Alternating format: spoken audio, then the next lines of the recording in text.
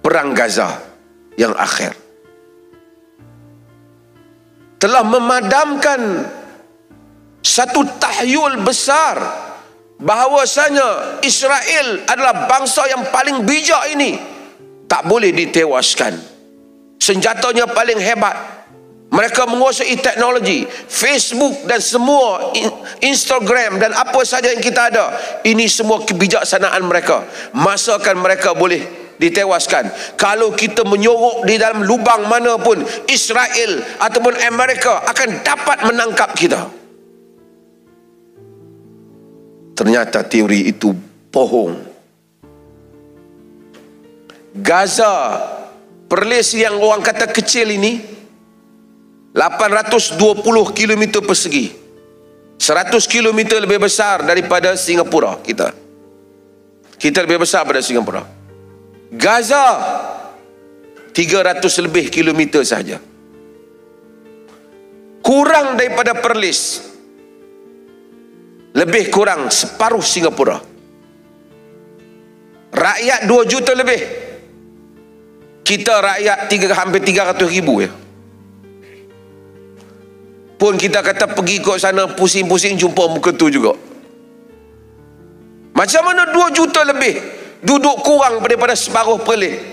Macam mana Israel dan Amerika tak boleh tangkap pimpinan-pimpinan Hamas yang mereka katakan tak tahu di mana menyorok? Setiap hari yang kita lihat dalam Al Jazeera, Hamas mengisytiharkan berapa banyak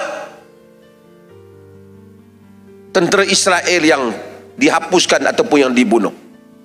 Bahkan ada report bantahan daripada beberapa persatuan di Israel menyatakan kemungkinan sudah 20,000 tentera yang mati ataupun cedera di pihak Israel. Tapi mereka belum dapat mengisytiharkan Sinwar ke siapa ke mana-mana tokoh Hamas yang ditangkap oleh Israel. Khurafat. Kita terlalu mempercayai mereka itu hebat, sehingga kita lupa mempercayai intan surullah yansurkum. Jika kamu menolong Allah, Allah menolong kamu. Kita sudah lama tidak membicarakan ayat Allah, karamah Allah di medan peperangan jihad. Kita banyak ditahyulkan kononnya karamat berlaku ketika Habib itu dan ini minum kopi, Nabi datang dalam majlis-majlis, sedangkan hal-hal itu tidak diperlukan. Sepatutnya kalau wujud Rasulullah ke atau keajaibannya, dia akan berlaku di dalam medan jihad. Hari ini Hamas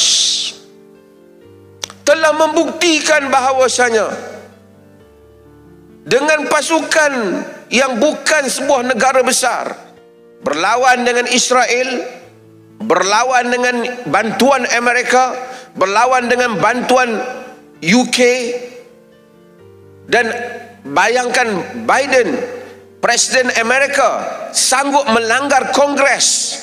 Demikian juga Perdana Menteri UK melanggar keputusan bantahan rakyatnya demi membantu Israel. Pemimpin Arab tidak berani. Dunia hanya melihat manusia dibunuh. Itu pun untuk boikot. Tadi Ustaz Mat cakap Ustaz boikot. Ada ustaz mana saya tengok, dia kata kalau kita nak boikot, awak tak mau boikot handphone, kenapa tak mau boikot Facebook?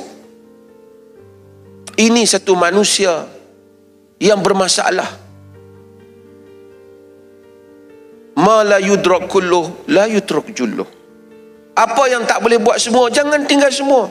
Macam orang tu kata, kau kalau tak sembahyang duha, buat apa kau nak sembahyang tahajud?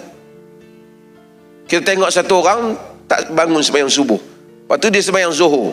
Itu ekstrim punya contoh. Buat apa kau sembahyang zuhur, tadi subuh kau tak solat? Sekurang-kurangnya ada solat yang dia solat. Salah lah dia tak solat subuh tu. Oleh kerana gagal boikot satu benda-benda, kau jangan boikot semua. Pemikiran syaitan. Menghasut. Saya bukan menujukan kepada mana-mana produk secara khusus, tetapi sekurang-kurangnya itulah yang boleh dilakukan oleh umat Islam. Dalam keadaan orang kata orang Islam tak boleh buat apa, ternyata boikot telah memberikan kesan keruntuhan besar kepada ekonomi yang support Israel. Jika tidak, mereka tak bersungut. Ternyata umat Islam mesti diajar untuk nekat, untuk bersama dengan jihad. Kata Abu Muzaffar, ketika tadi Dr. Khalil sebut dalam zaman Salahuddin, mazajna dima'ana bidumu'i sawajimi. Kita telah mencampurkan air mata kita dengan darah kita dengan air mata yang begitu banyak. Dia puisi yang dia sebut ketika peperangan. Kemudian di dalam puisi itu sebelum dia sambung, walam yabqa irdatan lana lil maharimi, sudah tidak ada lagi maruah untuk kita. Wasyarru silahul mar'i dam'un yufiduhu idhil harbu syubbat bisawarimi naruha bisawarimi. Seburuk-buruk senjata manusia ialah air mata yang mengalir, sedangkan perang sedang berjalan dengan hebatnya. Kau tak pergi perang, kau hanya duduk meratap saja. Kesian kepada rakyat Palestin, tapi kita tak buat apa-apa. Dan saya mengucapkan tahniah pada kerajaan negeri dengan keputusan ini.